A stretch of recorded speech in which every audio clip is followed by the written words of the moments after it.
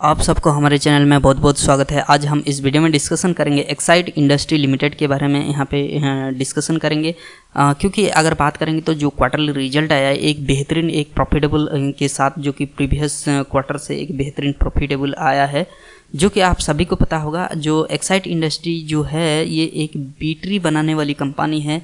तो अगर इसमें अगर इन्वेस्टमेंट करने के लिए सोच रहे हैं तो फंडामेंटली एनालिसिस करना तो बहुत ही ज़रूरी होता है कि जो कुछ मेन फैक्टर्स रहता है उसको तो देखना बहुत ही इंपॉर्टेंट होता है। अगर बिना फंडामेंटल एनालिसिस आप मान लीजिए मार्केट जा रहे हैं, कोई भी सब्जी खरीदने के लिए जा रहे हैं, तो आप क्या देखते हैं जो सब्जी का एक क्वालिटी, मतलब उसका कैसे अच्छा है या ख़राब है, और उसका प्राइस के ऊपर जो कि वैल्यूएशन के ऊपर आप देखते हैं। ऐसे ही सेम थिंग यहाँ पे आप एक्साइड इंडस्ट्री में हम लोग एक एक करके यहाँ पे जो मेन चीज़ जो क्वालिटी और उसका जो वैल्यूएशन है उसके ऊपर हम लोग यहाँ पे चर्चा करने की कोशिश करेंगे। तो चलें, अगर मान लीजिए यहाँ पे इन्वेस्टमेंट कर रहे हैं 173 प्राइस पे, तो ये क्या वैल्यूएशन सही रहेगा या नहीं रहेगा, ऐसे एक तमाम चीज़ों के ऊपर हम लोग चर्चा करेंगे।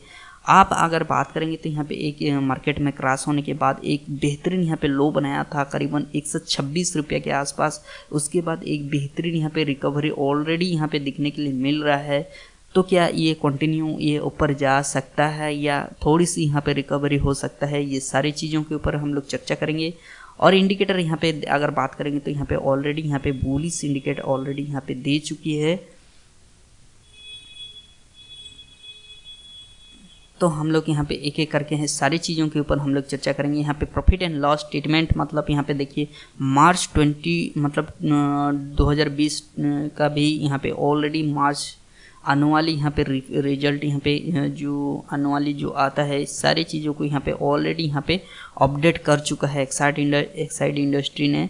तो उसको भी हम लोग एक एक करके यहाँ पे एनालिसिस करने की कोशिश करते हैं। तो यहाँ पे आप देख सकते होंगे, यहाँ पे देखिए जो क्वार्टर जो अनुअली रिजल्ट, इसका जो रेवेन्यू है, टोटल रेवेन्यू यहाँ पे नीचे है, जो कि सारी चीज़ अदर इनकम को इंक्लूड करेंगे तो यहाँ पे 14,532 करोड़ की है, जो कि पिछले साल में 14,760 करोड़।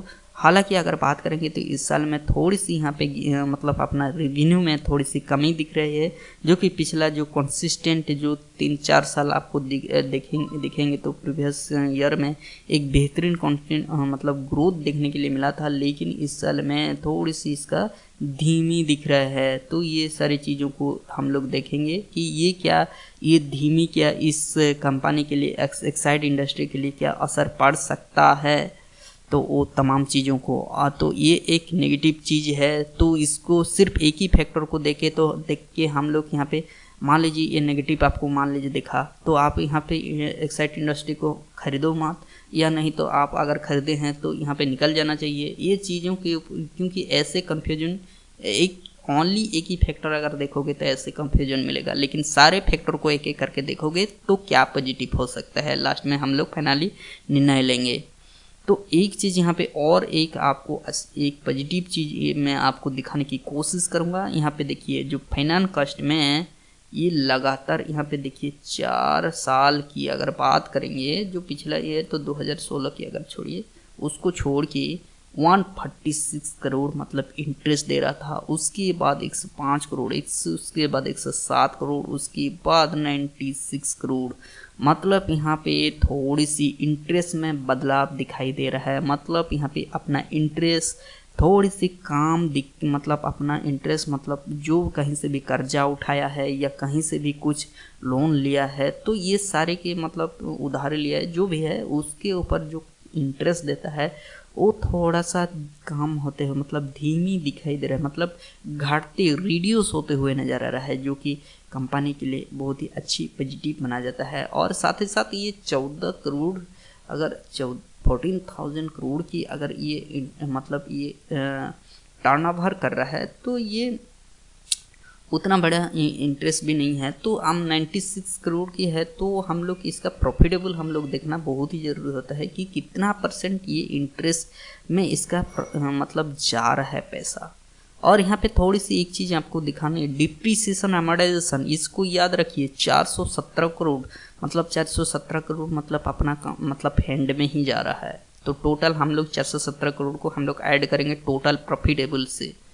तो यहाँ पे देखिए consolidate free profit loss after the मतलब जो टोटल खर्च होने के बाद एक्सपेंसेस करने के बाद टैक्स या जो भी एम्प्लॉय कॉस्ट सारी रॉ मटेरियल सारे खर्च करने के बाद टोटल प्रॉफिट बनता है इस कंपनी का 762 करोड़, और साथ ही साथ वो कितना था 417 करोड़ था, सॉरी 417 करोड़, इसको ऐड कर दीजिए 7 9 7 11, मतलब यहाँ पे आप देख सकते हैं 1000 से भी ज़्यादा एक्साइड इंडस्ट्री का एनुअली प्रॉफिटेबल है, जो कि बहुत ही अच्छी बात है। एक बड़ी प्रॉफिट है जो कि इंटरेस्ट दे रहा था कितना 92 करोड़ की है, तो चले 92 करोड़ दे रहा है जो कि 1000 करोड़ से भी ज़्यादा इसका प्रॉफिटेबल है, तो बहुत ही अच्छी बात है। तो ऐसी कंपनी में तो थोड़ी सी अगर इतना बड़ा करेक्शन हुआ है और ऐसा अगर ऑलरेडी होल्डिंग किए हैं तो यहाँ से तो निकलने की कोई बात ही नहीं है। तो चलें, ये EPS भी आप देख सकते हैं, अन्य एक शेयर के प्रति अगर 9-10 रुपया 8-9-10 रुपया अगर कमा रहा है, बहुत ही बढ़िया यहाँ पे अर्निंग है। तो डिटेल्स में हम लोग एक एक करके देखने की कोशिश करेंगे। यहाँ पे मैं रेशियो को लेके आ रहा हूँ, जो कि फाइनेंशियल सारे फैक्टर का जो रेशियो बनता है, यहाँ पे आप सारे फैक्टर को आप देख सकते हैं। यहाँ पे अगर देखिए 7-8-9 रुपया से भी ज़्यादा अगर यहाँ पे एनुअली एक शेयर के प्रति अगर अर्निंग कर रहा है तो बहुत ही अच्छी माना जाता है।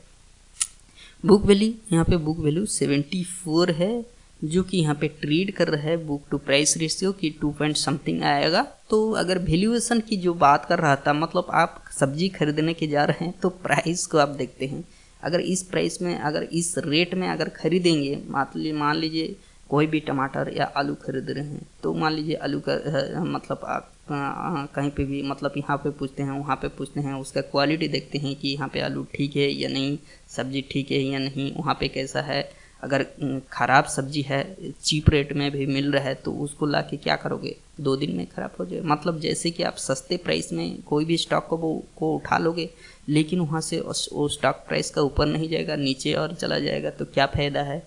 बस सेम थिंग है यहाँ पे। तो ऐसे ही इसीलिए मैं बोलता हूँ फंडामेंटल एनालिसिस करना बहुत ही इंपॉर्टेंट चीज़ होता है। तो यहाँ पे प्राइस टू बुक वैल्यू की अगर बात करें तो एक अच्छा खासा आपको वैल्यूएशन में मिल रहा है यहाँ पे खरीदने के लिए।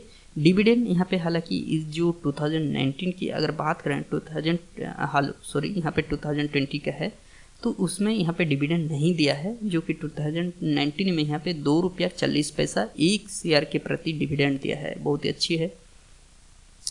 टोटल यहाँ पे प्रॉफिट एक शेयर के प्रति 9 रुपया 71 पैसा प्रॉफिटेबल बनाया है 2020, मतलब 2000 जून महीना से अगर बात करेंगे, अप्रैल महीना से 2020 तक अगर लेके मार्च 2020 तक अगर बात करेंगे, तो एक शेयर के प्रति 9 रुपया 71 पैसा प्रॉफिटेबल बनाया है, जो कि शेयर होल्डर की अगर बात करेंगे।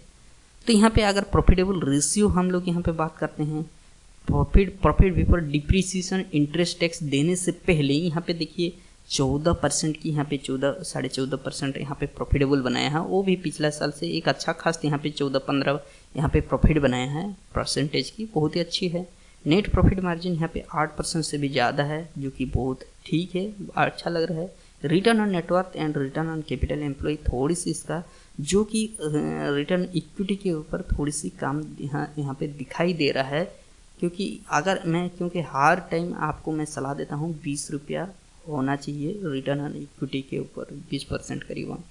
लेकिन अगर बात करेंगे तो इसमें थोड़ी सी अगर छोटा अमाउंट लगा के रखे हैं, यहाँ पे देखिए उतना मतलब देखिए यहाँ पे करीबन देख रहे हैं 5 साल की यहाँ पे देख रहे हैं तो 12-13-14% यहाँ पे सालाना यहाँ पे एनुअली रिटर्न दे रहा है, कंटिन्यू दे रहा है, मतलब कांस्टेंट रखा है, मतलब 13-14% भी ऐसे कुछ अगर देखेंगे तो इक्विटी के ऊपर रिटर्न की अगर बात करेंगे तो उतना मतलब खराब नहीं है, क्योंकि ये इक्विटी के ऊपर अपना प्रॉफिटेबल है, कंपनी का जो इक्विटी के ऊपर जो प्रॉफिट बनाना है टोटल डेप्ट एंड इक्विटी की अगर बात करेंगे तो ये को 1 रुपया मतलब यहाँ पे कर्जा नहीं है, मतलब यहाँ पे टोटल नील है कर्जा, डेप्ट नील है, डेप्ट फ्री कंपनी है।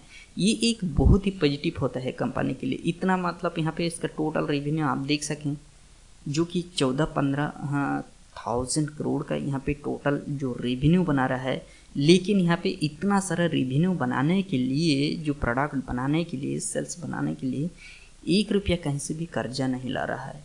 तो ये एक बहुत ही बड़ी पॉजिटिव जो स्ट्रांग होता है कंपनी के लिए। कितना बड़े भी साइक्लोन हो जाओ या कहीं पे भी इतना बड़ा मतलब लॉकडाउन हो जाओ, कुछ भी हो जाओ, इतना असर पड़ने वाला कंपनी के लिए उतना असर पड़ने वाला नहीं है इस सारी चीज़ को अगर हम लोग देखेंगे तो करंट रेशियो यहाँ पे देखिए, करंट रेशियो मतलब यहाँ पे एक बहुत ही स्ट्रांग दिख रहा है, जो कि लिएबिलिटी से मतलब कहीं से रॉ मटेरियल खरीदा है या कहीं से भी किसी से भी धार लिया है, मतलब कर्जा लिया है, कहीं किसी को देना है, ये सारे लिएबिलिटी से इसका एसेट है, जो कंपनी का एसेट है बहुत ही अच्छी है, 1.91 टाइम्स है, जो कि लिएबिलिटी से बहुत ही अच्छी है। ये सारी चीज़ है। ये फैक्टर की अगर बात करेंगे तो हम लोग सीधा क्वार्टरली की थोड़ी सी क्वार्टरली जो रिजल्ट है उसके ऊपर वैल्यूएशन की अगर बात करेंगे तो जो भी price to net operating revenue, price to book value, retention ratio, ये सारी चीज़ अगर वैल्यूएशन की बात करेंगे तो एक बेहतरीन मार्केट में इतना बड़ा करेक्शन आने के बाद एक बेहतरीन आपको वैल्यूएशन यहाँ पे दिखने के लिए मिल रहा है। तो वैल्यूएशन की बात तो यहाँ पे बात करने की ज़रूरत नहीं है। वैल्यूएशन एक बेहतरीन वैल्यूएशन में आपको यहाँ पे एंट्री आपको मिल सकता है। देखिए यहाँ पे ये हाफ टाइम ये क्या हो रहा है, तो चले जो भी है हम लोग यहाँ पे और कुछ है तो सारी चीज़ को हम लोग कवर कर लेते हैं, सारे फैक्टर को। यहाँ पे और एक चीज़ यहाँ पे देखिए मैं यहाँ पे निकाल के रखा हूँ, जो म्यूचुअल फंड है और जो होल्डिंग किए हैं एक्साइट इंडस्ट्री के ऊपर। तो यहाँ पे एक चीज़ हम लोग के देखने से और बेहतरीन पता चलता, यहाँ पे देखिए ये हालांकि आ नहीं रहा है डिटेल्स में, यहाँ पे ये क्या घूम रहे हैं, यहाँ पे नेट स्लो है ना क्या पता नहीं। तो चलें जो भी है, दूसरी हम लोग के और दूसरा और कोई इस टॉपिक में यहाँ पे देखिए जो मैं बता रहा था, यहाँ पे म्यूचुअल फंड का जो शेयर होल्डिंग पैटर्न की अगर बात करेंगे तो करीबन 16% के आसपास मतलब म्यूचुअल फंड ने स्टेक अपना बना के रखा है एक्साइट इंडस्ट्री में। तो देखिए एक्साइट इंडस्ट्री में कौन कौन सी म्यूचुअल फंड यहाँ पे होल्डिंग करके रखा है, ये सारे आपको लिस्ट यहाँ पे मिल सकता है। मान लीजिए आपको फंडामेंटल एनालिसिस भी करने के लिए नहीं आता है तो आप आसानी से कोई भी स्टॉक को आप चुन सकते हैं। क्यों मैं बताऊं, तो आप देखिए आपको ये अच्छा खास नॉलेज होगा कि कोई भी म्यूचुअल फंड का जो कि अच्छी म्यूचुअल फंड, मान लीजिए आपको लार्ज कैप या यहाँ पे लार्ज एंड मिड कैप का या मिड कैप का या स्मॉल कैप का या मल्टी कैप का कोई भी एक अच्छी म्यूचुअल फंड का स्कीम को उठा के ले जाइए और वहाँ से आप उसका पोर्टफोलियो में चले जाइए और पोर्टफोलियो में जाने के बाद कोई भी स्टॉक को उसका जो होल्डिंग परसेंटेज को देखिए और होल्डिंग परसेंटेज में आप वहाँ से भी अगर उसको देख के भी अगर होल्डिंग करते हैं बिना फंडामेंटल एनालिसिस करके तो भी आपको एक बेहतरीन स्टॉक आपको मिल जाएगा। तो ऐसे ही स्टॉक है। यहाँ पे देखिए आप मार्च 2020 और दिसंबर 2020 में यहाँ पे देखिए ये सारे म्यूचुअल फंड ने अपना यहाँ पे जो शेयर यहाँ पे होल्डिंग ये बढ़ा चुका है। यहाँ पे देखिए 2,40,000 यहाँ पे देखिए पीएनबी परिवार लॉन्ग टर्म इक्विटी में 2,40,000 शेयर इसमें बढ़ा चुका है। यहाँ पे पीएनबी परिवार में देखिए 8,229, यहाँ पे 6,71 पीएनबी परिवार मिड कैप में। यहाँ पे पीएनबी परिवार का देखिए यहाँ पे काफ़ी सारा, यहाँ पे देखिए मार्च 2020 में यहाँ पे देखिए 40,000 यहाँ पे डीएसपी का है। यहाँ पे डीएसपी आर्बिट्रेज की यहाँ पे 29,000 और यहाँ पे देखिए तो यहाँ पे देखिए 24 lakhs यहाँ पे अपना डीएसपी मिड कैप का यहाँ पे देखिए अपना ये शेयर को यहाँ पे देखिए इक्विटी शेयर को यहाँ पे देखिए नंबर ऑफ शेयर को यहाँ पे होल्डिंग बना के रखा है, इंक्रीज किया है, जो कि यहाँ पे देखिए यहाँ पे ये आप देख सकते हैं 1 करोड़ से भी ज़्यादा इसका डीएसपी मिड कैप रेगुलर में यहाँ पे इतना बड़ा यहाँ पे बना चुका है, इसका होल्डिंग बना चुका है, बहुत ही बड़ी बात है। तो ऐसे ही यहाँ पे देखिए, फिर यहाँ पे देखिए कुछ यहाँ पे एक बड़ी बड़ी यहाँ पे HDFC मिड कैप अपॉर्चुनिटी में यहाँ पे देखिए अपना इस यहाँ पे जो मार्च 2019 का क्वार्टर में ये अपना यहाँ पे होल्डिंग बढ़ा चुका था। ये काफ़ी सारा यहाँ पे पॉजिटिव आपको दिखाई दे रहा है। तो हम लोग अगर बात करेंगे तो थोड़ी सी मैं आपको ले चलता हूँ सीधा, यहाँ पे थोड़ी सी यहाँ पे दिक्कत हो रहा है इसमें, तो मैं आपको शेयर होल्डिंग के पैटर्न को आपको थोड़ी सी दिखाने की कोशिश करूँगा मैं। तो देखिए यहीं से ले लेता हूँ आपको शेयर होल्डिंग पैटर्न को आपको दिखाने की। तो यहाँ पे थोड़ी सी यहाँ पे हम लोग फिर से एक एनालिसिस करने, चार्ट को एनालिसिस करते हैं। चार्ट की अगर बात करेंगे तो यहाँ पे देखिए ये हो गया 50 डेज का मूविंग एवरेज, और ये हो गया super trend indicator. Super trend indicator से भी अगर ये इंडिकेटर या ये जो कि 50 डेज का मूविंग एवरेज का क्रॉस करने के बाद अगर खरीद लेते तो भी आपको एक बेहतरीन यहाँ पे प्रॉफिटेबल आज तक यहाँ पे दे चुका होता। तो यहाँ पे थोड़ी सी कैंडल स्टिक को अगर हम लोग देखेंगे तो वहाँ पे थोड़ी सी कैंडल स्टिक में यहाँ पे वीक लग रहा है, जो कि अगर बात करेंगे तो इतना एक रैली होने के बाद थोड़ी सी 5-10% यहाँ पे करेक्शन हो सकता है। अगर करेक्शन होता है तो देखिए ये लेवल आपको, ये कितना लेवल आएगा, इसके आसपास आपको एक लेवल आपको देखने के लिए मिलेगा। तो मैं आपको वो भी बताता हूँ। करीबन आपको बात करेंगे तो 155 या 160 के आसपास यहाँ पे एक करेक्शन देखने के लिए मिल सकता है, ज़्यादातर हार्डली। तो इस लेवल में अगर आपको खरीदारी करने के लिए मिलता है, या आपको इस लेवल को अगर यहाँ पे हीट हो जाता है, हीट होने की तो प्रोबेबिलिटी मुझे नहीं लग रहा है, बहुत ही कम चांसेस है इतना जल्दी में।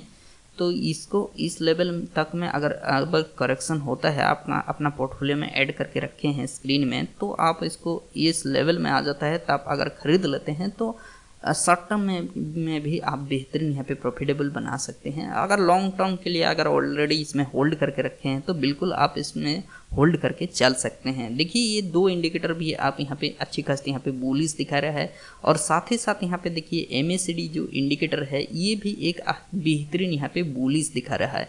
तो देखिए अगर MACD का ये अगर मान लीजिए इसको भी आप मतलब मान के अगर मतलब 2-3 इंडिकेटर आप यूज करके अगर मान लीजिए यहाँ पे खरीदारी कर सकते थे, अगर खरीद लेते तो आपको अभी तक बेहतरीन एक प्रॉफिटेबल मुनाफा यहाँ पे ये कंपनी दे चुकी होती। तो चलिए ये हो गया इंडिकेटर की बात करेंगे। कैंडल स्टिक की बात करेंगे तो कैंडल स्टिक थोड़ी सी यहाँ पे वीक तो बिल्कुल है यहाँ पे, लेकिन यहाँ पे जो सेकेंड कैंडल की अगर बात करेंगे, लास्ट से सेकेंड कैंडल की बात करेंगे तो थोड़ी सी मजबूती है, लेकिन जो लास्ट कैंडल है इसमें थोड़ी सी वीक दिखाई दे रहा है। तो मुझे लग रहा है कहीं ना कहीं थोड़ी सी इसमें करेक्शन देखने के लिए मिल सकता है। उसके बाद यहाँ पे फिर से एक अच्छे खास यहाँ पे रैली देखने के लिए मिलेगा एक्साइट इंडस्ट्री में। तो चलें, जो भी है मैं आपको कोशिश कर रहा था जो कि शेयर होल्डिंग पैटर्न बिल्कुल देखना बहुत ही ज़रूरी होता है। कभी भी कोई भी स्टॉक में अगर इन्वेस्टमेंट करने के लिए सोच रहे हैं तो बिल्कुल शेयर होल्डिंग पैटर्न को देखना बहुत ही इम्पोर्टेंट होता है।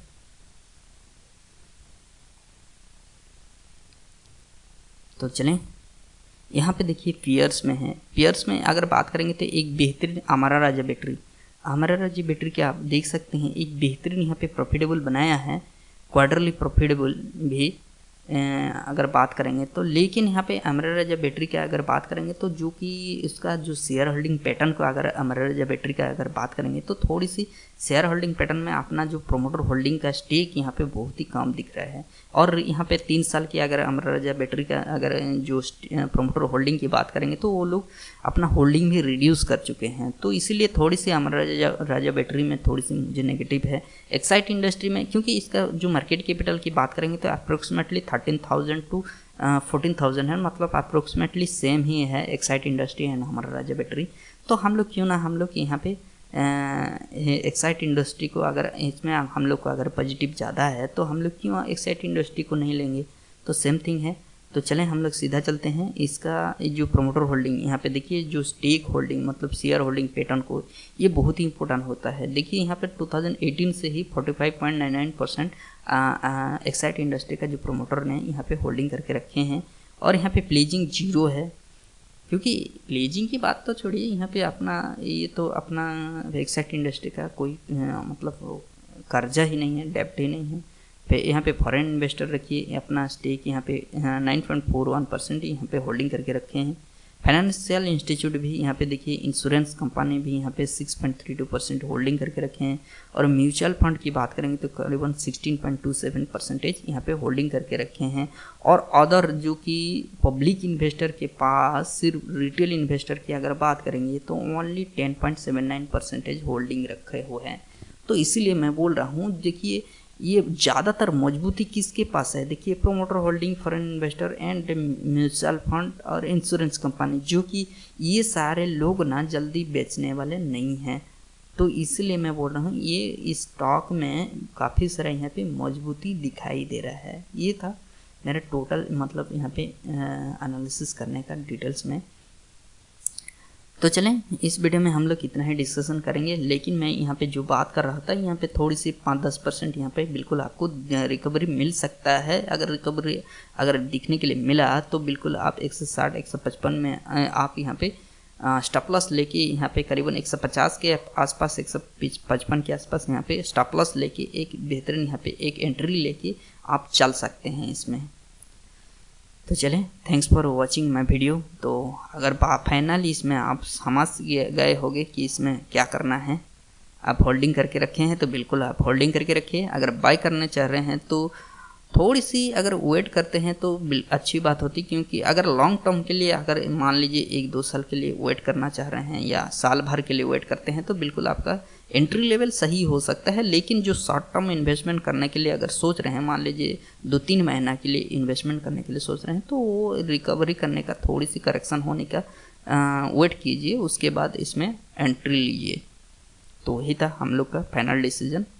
Thanks for watching my video. अगर कोई मिस हुआ होगा कोई भी फैक्टर के बारे में तो बिल्कुल आप कमेंट्स बॉक्स में कमेंट्स करके हम लोग को पूछ सकते हैं, तो ताकि उसके ऊपर भी हम लोग एनालिसिस करके हम लोग आप तक सारे के सारे फैक्टर के बारे में आपको जानकारी पहुंचा सकते हैं।